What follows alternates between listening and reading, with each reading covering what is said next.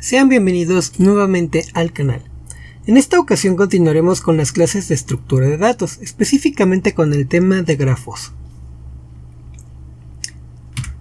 Para empezar, ya hemos visto brevemente un poquito más o menos qué es un grafo cuando tratamos un poco el tema de árboles y nodos con listas enlazadas, pero vamos a retomarlo y profundizar un poco más.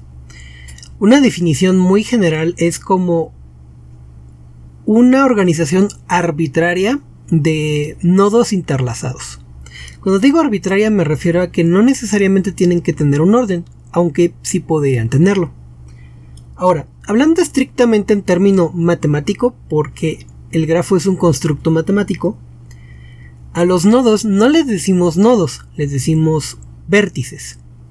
Y a los enlaces que utilizamos para enlazar dichos nodos o dichos vértices les llamamos aristas, es decir, ya no les llamamos ni izquierda ni derecha, ni siguiente, ni nada por el estilo.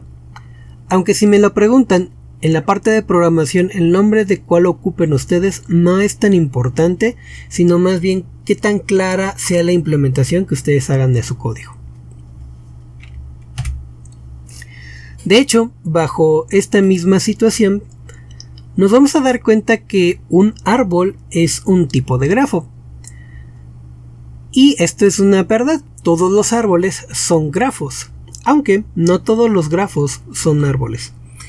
Esto porque una de las principales características de los árboles es que tienen un inicio, una raíz. Si el grafo no contiene ninguna clase de raíz, ahí tengo un enorme problema. Bien, pero ¿para qué se ocupan los grafos? Los grafos tienen múltiples aplicaciones. De hecho, yo diría que se ocupan en más cosas de las que a veces quisiera uno verlas. Por ejemplo, en una red semántica. Tal vez no han escuchado mucho el término de una red semántica, pero a lo mejor sí un cuadro sinóptico o un mapa de conceptos. Pero resulta que una red semántica es un tipo parecido a un mapa de conceptos o un cuadro sinóptico, donde se describen varios elementos, propiedades y características de ciertos objetos. Aquí, por ejemplo, aunque esté en inglés, podemos darnos cuenta que se está tratando de hablar sobre personas, animales, entre otros, seres vivos en general. Y nos está describiendo muchas de sus propiedades. De hecho, por medio de grafos puedo representar, aparte de lo ya mencionado, también mapas mentales, que ese es otro concepto que es interesante.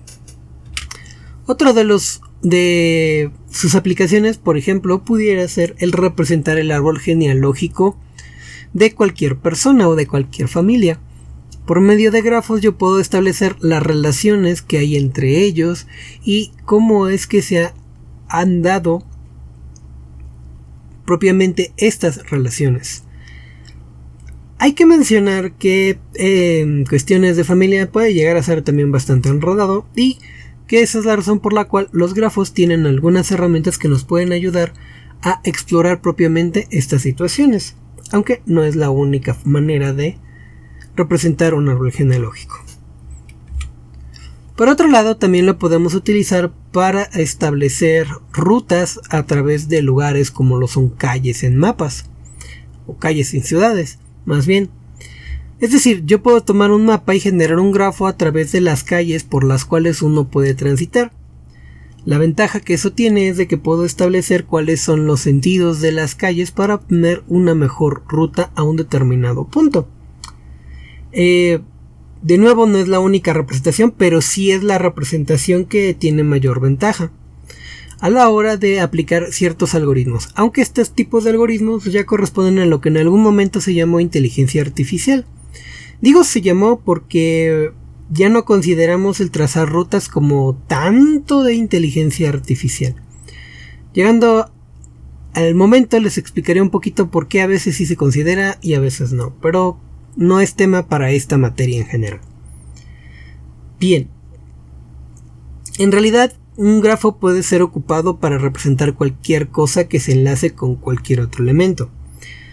Algo que sí debe de quedar claro es que, por ejemplo, a diferencia de una pila o de una cola que representan regularmente un ente físico, nosotros o en general vamos a utilizar los grafos para representar un ente abstracto sobre otra abstracción. ¿A qué me refiero?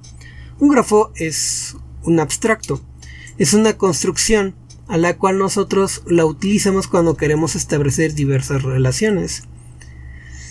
Eso significa que probablemente vengan de otro objeto abstracto. Por ejemplo, aquí yo tengo un mapa propiamente del Tecnológico de San Juan del Río y sus calles aledañas. Un mapa ya es una construcción abstracta de algo que ya existe, que son las calles en sí. Entonces yo estoy representando un elemento abstracto como es el mapa a través de otra abstracción que viene siendo el grafo. Hay ahí completamente la diferencia. Cuando nosotros, por ejemplo, representamos una cola, queremos representar la cola, por ejemplo, de las tortillas o del súper o de algo por el estilo, estamos representando directamente a la realidad. Y aquí a veces no. De hecho, por ejemplo, se puede llegar a ocupar este tipo de estructuras para representar, por ejemplo, las redes informáticas. Y un mapa de topología de una red informática, en algún momento verán un poco más sobre esta situación, pues viene siendo propiamente una abstracción de si ustedes tienen todos los elementos físicos que conforman una red. Con esto quiero decir simplemente que tiene muchas aplicaciones los grafos. Ahora, tenemos tipos de grafos. Esencialmente tenemos dos tipos de grafos, aunque se pueden clasificar por muchos elementos. Nos vamos a concentrar en dos tipos específicos de grafos que son los más relevantes para nuestro estudio. Primero es el grafo dirigido. Un grafo dirigido es aquel cuyo arista propiamente me indica hacia dónde va el flujo de la información. ¿Eso qué significa? Yo aquí tengo dos nodos, o en este caso dos vértices, en el cual yo estoy diciendo que yo puedo ir del 10 al 100, pero hay una flechita que me dice que puedo ir solamente del 10 al 100. Yo no puedo ir del 100 al 10. Es decir, la flechita me indica un sentido. Y por eso se llama grafo dirigido, porque tiene una dirección. Y tenemos el grafo no dirigido, en el cual simplemente hay una línea que une a dos vértices. ¿Y eso qué significa? Que yo puedo ir de 10 a 100 como de 100 a 10, sin ningún problema. Ahora, hablemos un poquito más sobre los nodos en los grafos, que vienen siendo propiamente nuestros vértices. Pero como hemos utilizado la palabra nodo a lo largo de este curso, pues vamos a mantenerla un poco más. Lo primero es el hecho de que necesitamos un identificador único.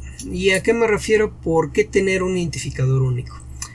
Si vemos, por ejemplo, voy a regresarme un poquito más al mapa. Aquí tenemos letras que me representan cada una de las intersecciones de calles. Y la hipótesis es que si yo estoy en la calle o en la intersección T, que es la intersección entre Álamo y esta calle de acá, pues es única. De la misma manera que a lo mejor yo tengo una intersección entre Laurel y Avenida Tecnológico, que es la H, pues es la única que hay. No hay otra. A eso se refiere con tener un identificador único, tener un valor con el cual distinguir un nodo o un vértice de todos los demás vértices. En los grafos sí es esencial que tengan este identificador, aunque no es estrictamente necesario. Es decir, ¿podemos crear grafos sin ese identificador? Claro que sí. No lo recomiendo a menos que su problema se lo exija. Pero de manera general prácticamente todos los grafos van a tener un identificador único. Bien, vamos a ver precisamente cómo sería esa representación. Aquí tenemos a nuestro nodo tal cual como lo teníamos en clases pasadas. Tenemos incluso la versión con nuestro amigo Batsy, propiamente, un poco más jovial, obviamente. Y esta sería la modificación. Simplemente le vamos a agregar un nuevo elemento que es el identificador único. Y todo lo demás se mantiene exactamente igual. Sigue teniendo un siguiente, o en este caso vendría siendo la arista, o aristas según la cantidad que sea necesaria. Y el identificador único y la data. En el ejemplo propiamente con nuestros murciélaguitos, podríamos decir que tenemos al primo de Batsy que se llama Ismael, que a final de cuentas pues ese es su identificador. Solo Patsy tiene un solo primo que se llama Ismael, entonces no hay pierde. Ismael cumple ese rol. Por cierto, es el primo bigotón. El ID puede ser de cualquier tipo que pueda compararse entre sí. ¿Eso a qué me refiero? Siempre que un tipo de dato pueda compararse consigo mismo, no hay ningún problema. ¿Por qué digo si se puede comparar consigo mismo? Si no se crean correctamente clases a la hora de trabajar con un tipo de dato, puedo tener tipos de datos que no pueden compararse entre sí. Por ejemplo, dos clases o dos tipos de objetos un poco extraños si quieren verlo.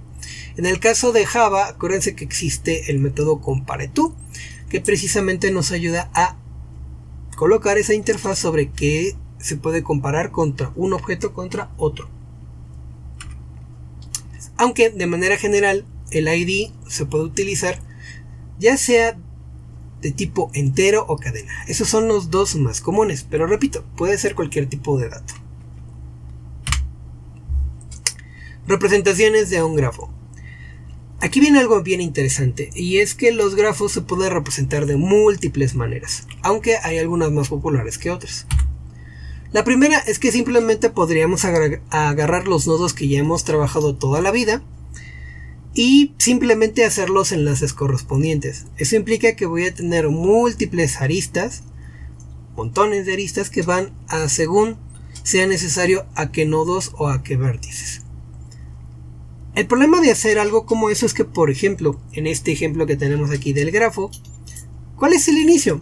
¿Dónde voy a comenzar a meter datos? ¿O dónde puedo comenzar a buscar datos? El problema de los grafos es que a veces no tienen ni pies ni cabeza, no tienen por dónde empezar.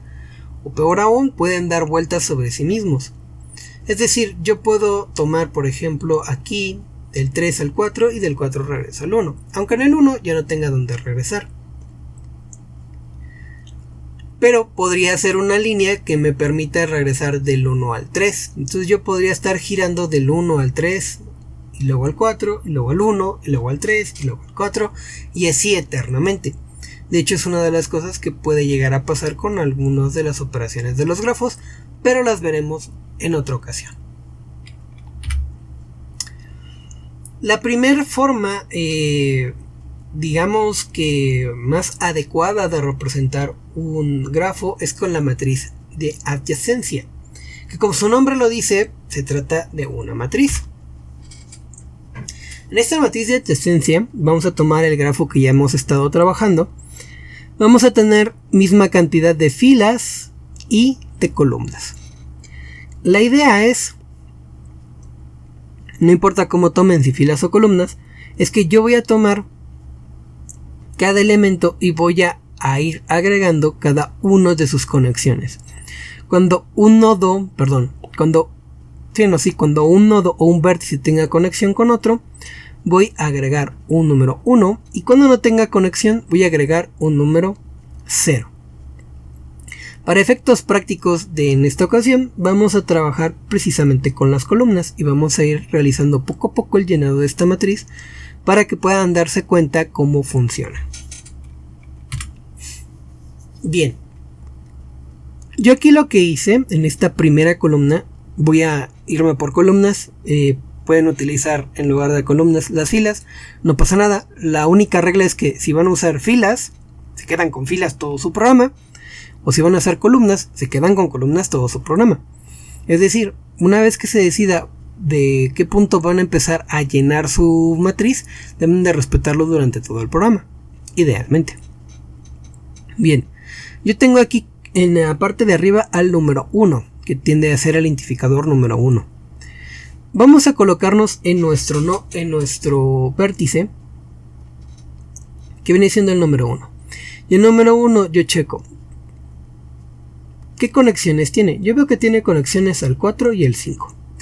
Bien, eso significa que si yo tengo conexiones del 4 y el 5, voy a marcar en la casilla donde está el número 4 un 1, que indica que yo tengo un camino para llegar desde el identificador 1 al identificador 4.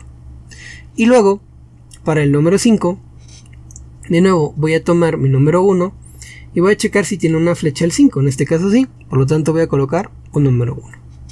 Vamos a comprobar los demás.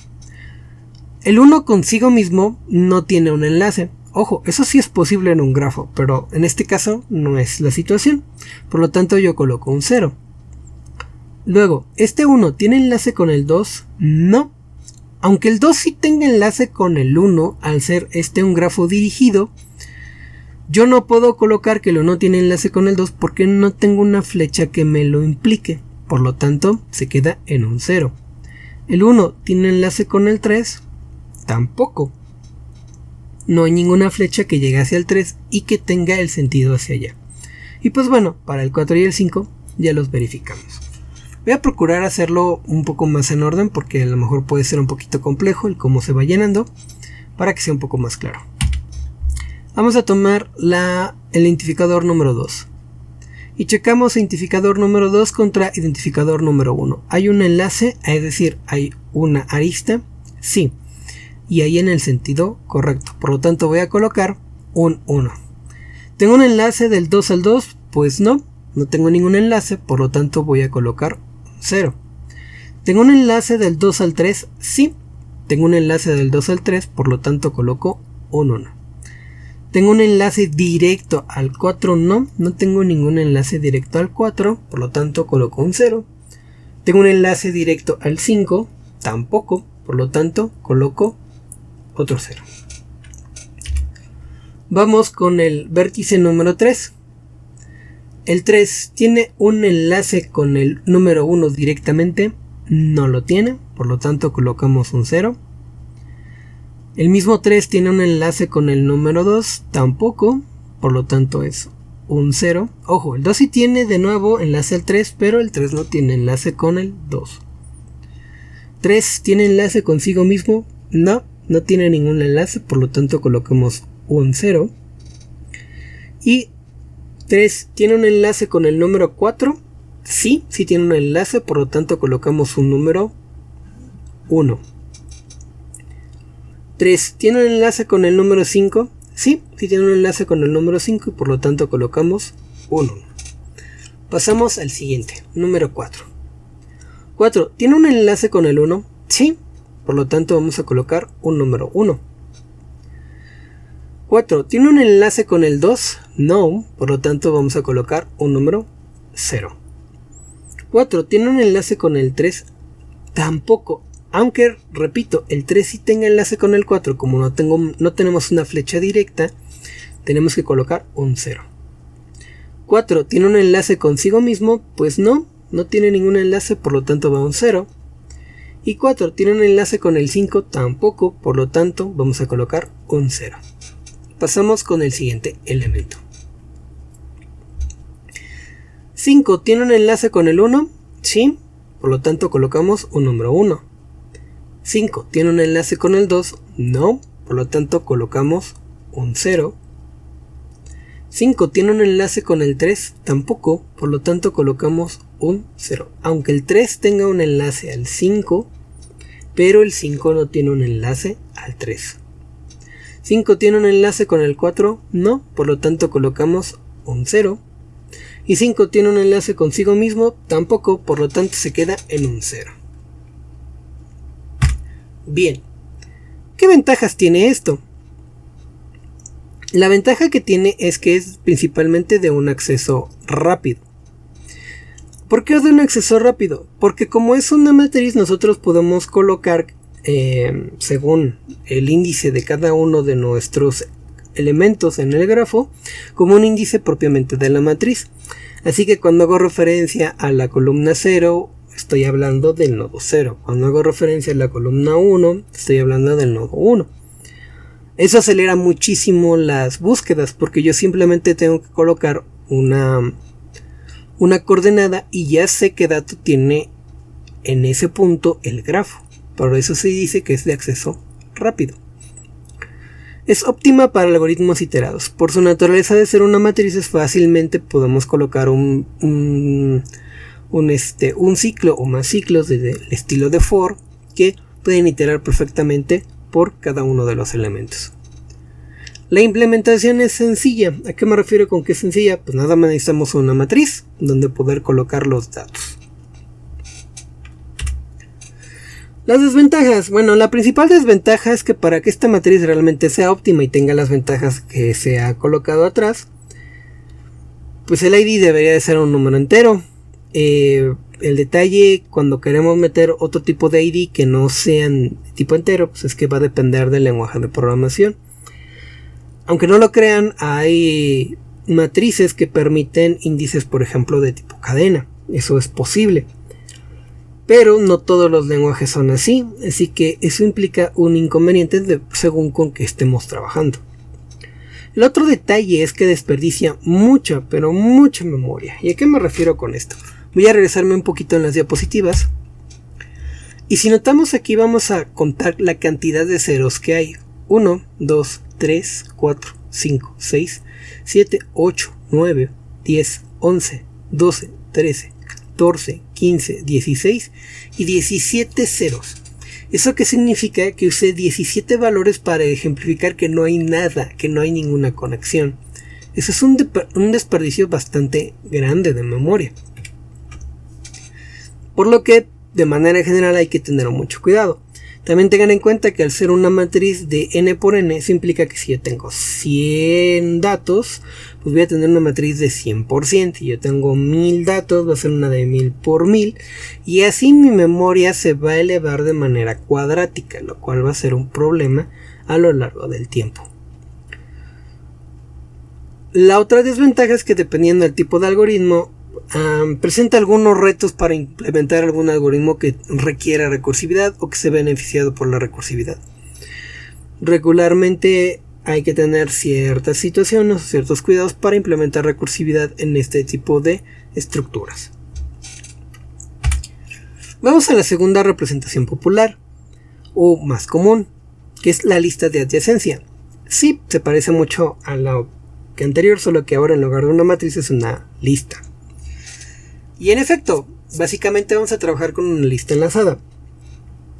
La diferencia con esta lista enlazada es que regularmente va a tener dos elementos fuertes. Va a tener en cada nodo, obviamente, su identificador, que puede ser un número o que puede ser cualquier tipo.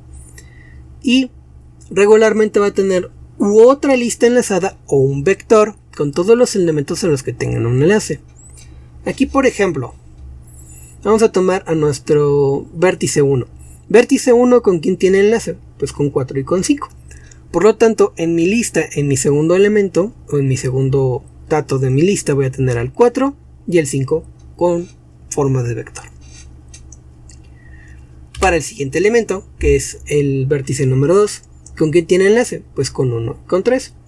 Por lo tanto, de este lado va a quedar el identificador y el vector con los elementos a los que está enlazando, 1 y 3. Para nuestro identificador número 3 tenemos que tiene enlaces con 4 y con 5, así que voy a tener de nuevo mi vector con 4 y con 5, que me da el enlace directamente. Para el número 4 simplemente se enlaza con el 1, así que a pesar de que es un solo elemento, debe estar dentro de un vector. Vamos a tener aquí ese 21 elemento. Y en el número 5 pues nos pasa exactamente lo mismo. Como solamente tiene un elemento, va a enlazar y va a colocar un vector con un solo elemento a el cual está enlazando. ¿Qué ventajas tiene? Como habrán notado, ya no tuve que usar tantos ceros. Eso implica que tengo un bajo consumo de memoria. Esto también es un entre comillas y también depende de algunas implementaciones, pero de manera general regularmente consume menos memoria. Dependiendo del algoritmo, al ser una lista enlazada, pues puede llegar a beneficiarse de la recursividad, o yo puedo implementar a través de una herencia a una lista enlazada, pues algunos métodos extras que me den ventaja sobre el grafo. La siguiente, siempre que se pueda comparar, se puede implementar casi cualquier tipo de dato para el ID. Yo puedo tener nodos que tengan identificadores cadenas, que tengan identificadores flotantes, o que tengan otro objeto, siempre que se pueda comparar, o que tengan implementado el comparator en el caso de Java, pues lo voy a poder realizar. Las desventajas, que sí las tiene. La desventaja es que es mucho más lenta que la matriz de adyacencia. ¿Esto por qué? porque tienen los mismos problemas que tienen las listas enlazadas. Si yo hago una búsqueda, mis elementos no están ordenados, pues voy a tener que recorrer todos los elementos hasta llegar al elemento que me interesa. Eso lleva un poco más de tiempo. El número 2 es que es más compleja de implementar. ¿Y esto por qué? Pues porque depende de que exista el tipo abstracto de dato lista. Si no tienes listas, pues tienes que implementarla. Entonces, a diferencia del anterior, que lo implemento directamente en una matriz, aquí yo necesito tener un TDA o un objeto de tipo lista, o ya tener implementadas el código para las listas para poder trabajar con ella. Mientras no tenga eso, pues simplemente no lo voy a poder lograr. La tercera es que a nivel de CPU puede llegar a ser costosa. Y es que yo mencioné que regularmente es una lista enlazada con un vector, pero podría realizarse incluso con una lista enlazada dentro tenga otra lista enlazada. Es decir, por cada elemento del nodo, en la lista enlazada va a tener una lista enlazada dentro, algo que le llamamos lista de listas. En alguna otra materia trabajaremos o se trabajará más en este concepto, pero a lo que quiero llegar es de que si tenemos dos pares de listas enlazadas, eso implica que puede crecer bastante nuestra información del grafo, lo cual implica que puede ser más difícil de manejar, dado que como no tenemos los índices correctos o los índices adecuados a diferencia de la matriz, pues tengo que recorrer todos los elementos hasta llegar al punto o al elemento que estoy buscando. Entonces ahí tenemos un par de situaciones. Bien, quiero que noten una pequeña situación. Todo lo bueno que tiene la matriz de adyacencia, pues se ve a veces un poquito opacado por su desventaja, y la lista de adyacencia cubre esos elementos negativos de la matriz de adyacencia, pero por su otra parte las inconvenientes de la lista de adyacencia pues se subsanan con una matriz de adyacencia. Es decir, de manera muy sencilla, no pueden tener todo al mismo tiempo. Bien, los grafos tienen dos operaciones, lo voy a decir así de manera muy simple. Bueno, en realidad más tienen principalmente una operación, que es la exploración. A través de la exploración deciden un montón de algoritmos diversos, la cual se puede implementar principalmente por algoritmos de primero en profundidad y primero en anchura. En su momento vamos a ver por lo menos primero profundidad. De manera general, hasta aquí vamos a dejar el video. En el siguiente video vamos a ver cómo crear o cómo representar un grafo por medio de una lista de adyacencia. ¿Por qué de una lista de adyacencia? Porque el problema que vamos a trabajar probablemente involucre cadenas, y porque para ciertos problemas esa ventaja de poder tener identificadores que no sean enteros, pues la vamos a poder explotar. Bien, sin más por el momento, hasta luego.